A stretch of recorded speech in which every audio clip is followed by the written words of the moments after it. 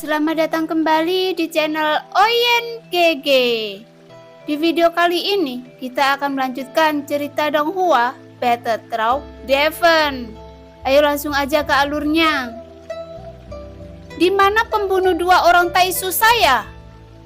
Taisu 817 bertanya dengan suara yang dalam, datang dari kehampaan, perlahan-lahan menyebar.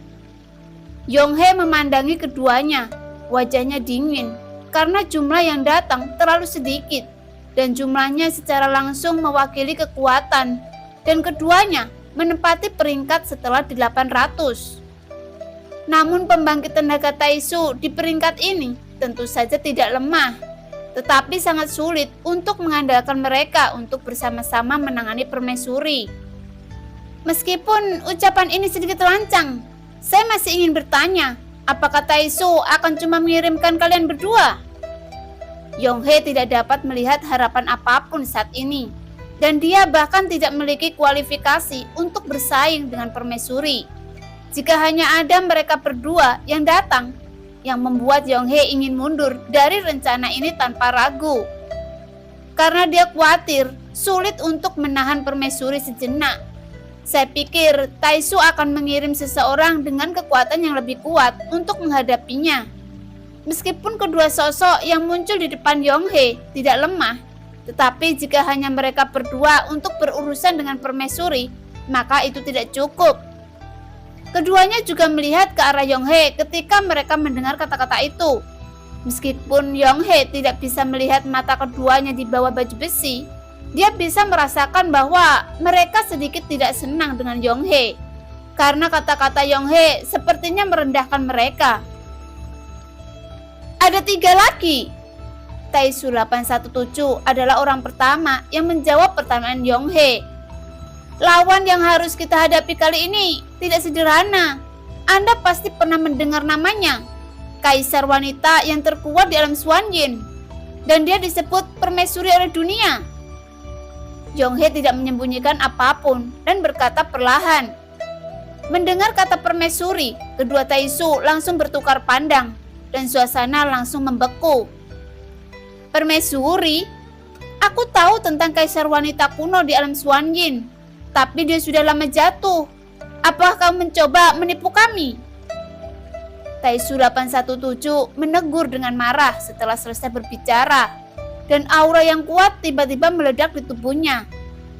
Yonghe segera menatap kedua sosok Taisu itu dan mengerutkan kening. Paksaan yang kuat meletus dari tubuhnya, menyelimuti kedua sosok Taisu itu.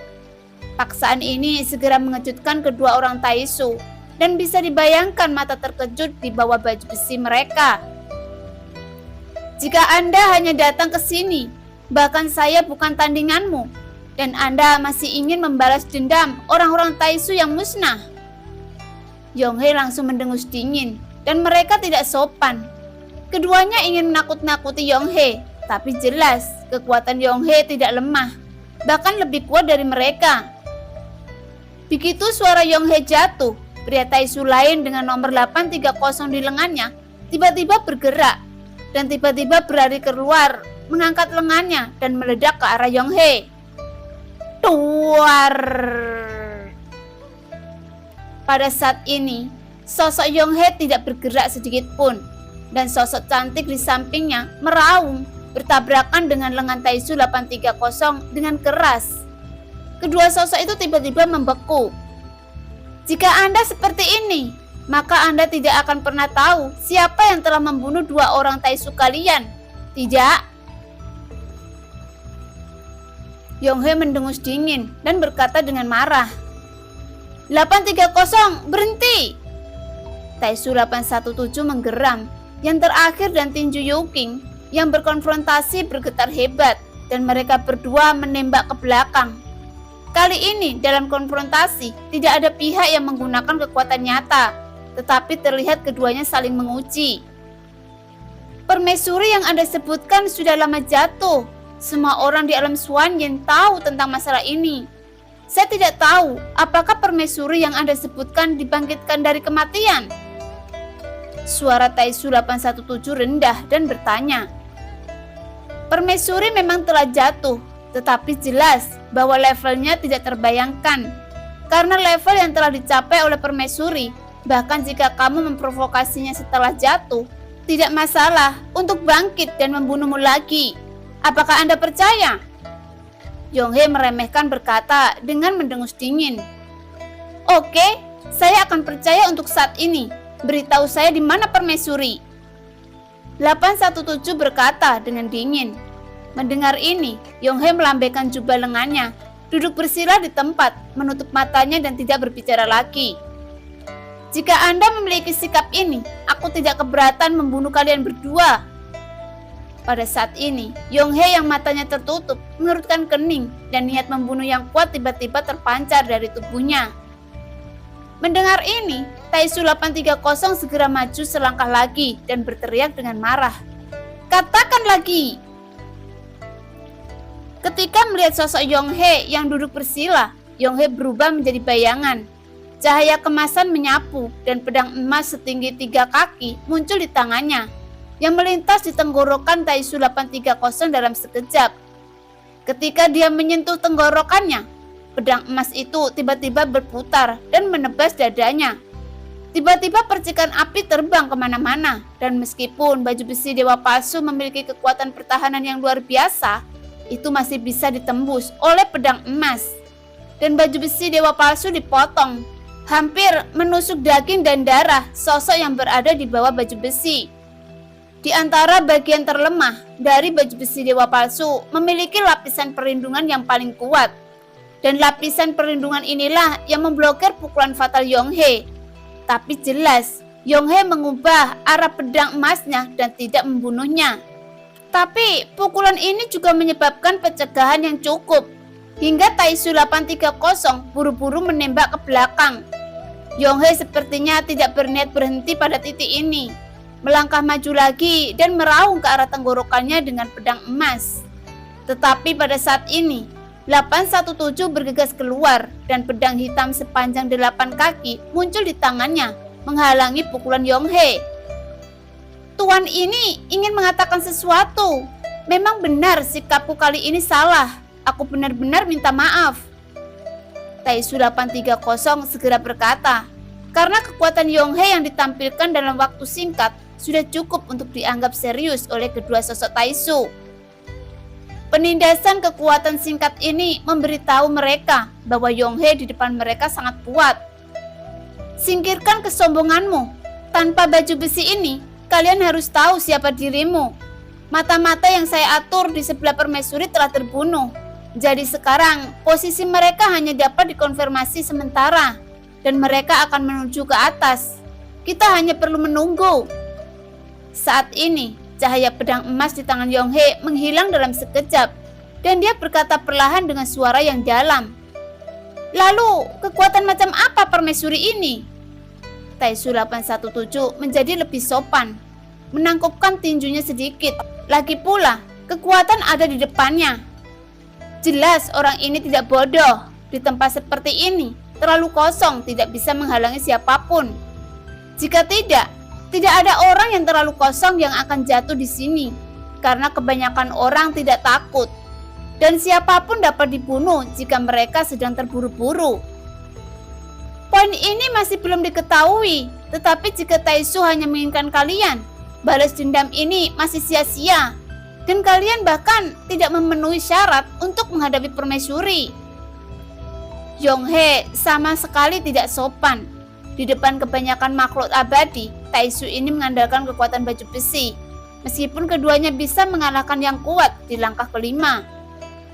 Tetapi jika keabadian yang mencapai langkah ke-6 atau ke-7, itu bukanlah sesuatu yang bisa diselesaikan oleh orang Taisu biasa. Jadi dibutuhkan ahli Taisu yang lebih kuat untuk maju agar memungkinkan.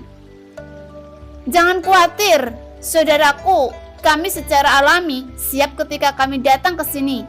Selama itu bukan keabadian semu, bukan tidak mungkin untuk mencobanya. Jawab Taisu 817. Taisu Senyi masih butuh waktu lama untuk dapat menerobos dan memasuki tempat ini, kata Taisu 817. Taisu Senyi? Yonghye sedikit terkejut ketika mendengar nama itu. tapi dia belum pernah mendengarnya sebelumnya. Pada saat ini, di luar hutan belantara abadi, bayangan hitam besar melayang di kehampaan. Tubuhnya ditutupi sisik hitam, tubuhnya terlihat seperti ikan paus, namun penampilannya terlihat seperti buaya. Namun, yang mengejutkannya adalah separuh tubuhnya yang lain tidak terbuat dari daging dan darah, melainkan terbuat dari baja. Bahkan jika dilihat sekilas, masih bisa melihat jantung merah itu berdetak di dalamnya, dan hati itu juga terbuat dari baja. Binatang yang raksasa inilah yang disebut Taisu 817 dan bernama Taisu Senyi. Pada saat ini, setelah dipadu, sosok besarnya perlahan memasuki hutan belantara abadi. Dan saat ini, ada bintik-bintik hitam seperti biji wijen di tubuhnya. Di bawah tubuhnya yang besar, manusia seperti semut. Meskipun bentuk tubuhnya tidak sebagus Suekun, jantung logam yang berdetak di dalamnya memancarkan perasaan yang sangat luar biasa. Sebagian besar daging dan tulangnya terbuat dari logam campuran emas yang bergetar, memancarkan kekuatan yang aneh. Sosok-sosok di atasnya jelas tertarik dengan tubuhnya yang besar. Yang terpenting, mereka bisa melihat jantung raksasa itu berdetak di bawah tulangnya melalui tubuhnya. Ada gejolak energi dahsyat yang terus meluap di dalam hati itu, sehingga mereka terlihat bersemangat, ingin menjarah energi dahsyat yang terkandung di dalam hatinya. Namun, saat Taisu bersiul, kulit di tubuhnya tiba-tiba berubah menjadi monster logam yang tak terhitung jumlahnya. Dengan 8 tentakel logam, dan dia menungkik ke arah kerumunan. Dan pada saat yang sama, sebuah kejutan keluar dari tubuhnya. Gelombang kecut jiwa membuat orang-orang ini pingsan untuk sementara waktu. Dalam sekejap, terdengar jeritan melengking dari tubuhnya. Adapun sosok-sosok itu, mereka semua ditutupi dengan monster logam, dan semua darah dan daging mereka ditelan hingga tubuh mereka kembali tenang. Setelah itu, siapapun yang memikirkannya akan berakhir dengan cara yang sama. Tubuh Taisu ini sangat besar dan juga ganas. Sosok besar itu bergerak dengan kecepatan yang sangat cepat di hutan belantara abadi, dan sebuah menara yang mencapai langit muncul di depannya. Dan menara raksasa ini adalah menara pembantaian. Meski perawakannya sangat besar, tetapi saja tidak ada apa-apanya di bawah menara pembantaian. Akan tetapi sosok besar itu tinggal di luar menara pembantaian dan tidak langsung memasukinya. Semuanya sudah siap, dan orang yang telah membunuh orang Taisuku pasti akan dihancurkan menjadi ribuan keping, bahkan permaisuri. Taisu 830 berkata dengan mendengus dingin, seolah-olah dia memiliki keyakinan mutlak untuk mengalahkan permaisuri. Mendengar ini, Yonghei sedikit mengernyit, dan dia tidak tahu apa itu kecanduan Dewa Taisu. Sosok Taisu 817 melihat Yonghei yang masih curiga, jadi dia menepuk kristal merah di dadanya. Pada saat ini, sepotong kulit Dewa Taisu di luar menara pembantaian terangkat, dan gurita logam itu meraung menuju menara pembantaian. Setelah memasuki menara pembantaian, itu langsung berubah menjadi gurita kecil yang tak terhitung jumlahnya. Setidaknya tidak terdeteksi oleh mata telanjang. Setelah beberapa saat, mereka memada di depan Taisu 817 dan berubah menjadi gurita. Dan gurita ini tampak seperti setetes air di dalam tubuh Taisu Senyi, tetapi cukup besar ketika muncul di depan semua orang. Ketika melihat Taisu 817 merentangkan lengannya, dan gurita itu terpisah langsung dari tubuhnya, berubah menjadi titik cahaya kecil yang tak terhitung jumlahnya, dan naik ke arah Taisu 817, yang membuat tubuh Taisu 817 menjadi besar, dan pada saat yang sama memancarkan kekuatan yang lebih kuat. Ketika melihat pemandangan ini, pupil Yonghei menyusut sedikit, dan dia juga sangat terkejut saat merasakan kekuatan instan Taisu 817. Karena saat tubuhnya menjadi lebih besar, pertahanan dan kekuatannya telah meningkat pesat. Setidaknya saat ini, Yonghei masih ingin membunuhnya dengan satu pukulan, tapi dia tidak bisa melakukannya. Kecanduan Dewa Taisu Senyi nomor 1 terutama digunakan untuk meningkatkan pertahanan dan kekuatan tempur jarak dekat, kata Taisu 817 tanpa ragu. Di depan Yonghe, kekuatan kuat Taisu ditampilkan. Yonghe belum pernah mendengarnya. Lagi pula, hanya Taisu yang akan menggunakan benda asing meningkatkan kekuatan. Meskipun teknologi stick juga ada di alam Xuanyin, itu jauh dari mencapai keadaan di mana ia telah mengembangkan teknologi stick ke puncak seperti Taisu. Hanya dengan menggunakan teknik stick, itu benar-benar membuat pertarungan tingkat abadi memiliki kualifikasi untuk melawan sosok yang abadi. Betapa menakutnya metode ini. Justru karena inilah mereka memiliki kepercayaan diri yang cukup untuk menyerang dunia lain dan menjarah sumber daya mereka.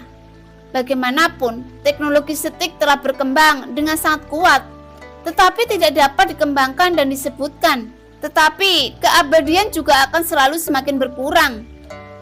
Dari sudut pandang saat ini, sumber daya di dunia Taisu sangat langka. Hanya cukup bagi orang untuk dipromosikan ke tingkat dewa pertempuran. Dan bahkan dewa pertempuran pun langka. Kurangnya sumber daya memaksa Taisu untuk menyerang dan menjarah. Tentu saja, alasan kurangnya sumber daya di dunia Taisu justru karena ambisi mereka yang tak terbatas. Terus-menerus menyerang dunia untuk menjarah sumber daya. Dan mereka telah dihancurkan oleh banyak dunia. Meskipun tidak dihancurkan sepenuhnya, mereka juga merusak Taisu sepenuhnya. Tanpa sumber daya yang cukup, mereka harus memikirkan cara. Melalui pengembangan teknologi stick, Taisu sekali lagi menjadi salah satu dunia yang paling kuat. Ketika sudah siap, ia berencana untuk meluncurkan invasi ke dunia lain. Jelas, target mereka adalah Sensi, yang kaya akan sumber daya dan memiliki banyak dunia tambahan. Setelah kue sebesar itu bisa dimakan, Taisu untuk sementara dapat memecahkan masalah, kekurangan sumber daya, dan bahkan membiarkan Taisu melangkah ke level yang lebih kuat lagi. Jika baju besi dewa palsu diberikan kepada dewa pertarungan atau keabadian, itu akan menjadi lebih kuat. Jadi menyerang Sensi adalah titik strategis yang sangat penting bagi mereka. Tetapi sebelum mereka menyerang Sensi, mereka tampaknya berencana untuk memulai dari subdunia ini sebagai dengan baik. Itulah mengapa keinginan mereka sangat kuat untuk memasuki alam Xuanyin. Karena meskipun alam Xuanyin adalah subdunia yang salah yang berasal dari Sensi, masih mengandung sumber daya yang kaya yang membuat Taisu menginginkannya. Pada saat ini, seekor gurita juga muncul di depan Taisu 830 dan kemudian menutupi seluruh tubuhnya. Memberinya 3 kepala dan 6 lengan yang tampaknya meniru Dewa Sura yang perkasa. Yang terakhir memandang Yonghe lagi saat ini dan sepertinya masih sangat tidak puas dengannya. Dan sekarang dia ingin menakuti Yonghe lagi. 830, dia adalah teman, jadi jangan kasar. Tapi saat ini Taisu 817 berteriak keras. Namun Taisu 830 sangat tidak puas dengan sikap Yonghe. Sepertinya di matanya, semua orang di sini cepat atau lambat akan mati. Saudaraku, yakinlah, selama kamu membantu kami menemukan orang ini, Taisu tidak akan memperlakukanmu dengan buruk. Taisu 817 bahkan mencoba memenangkan hati Yonghe. Lagi pula, Taisu 817 ada di depannya dan dia harus mematuhi perintahnya tanpa syarat.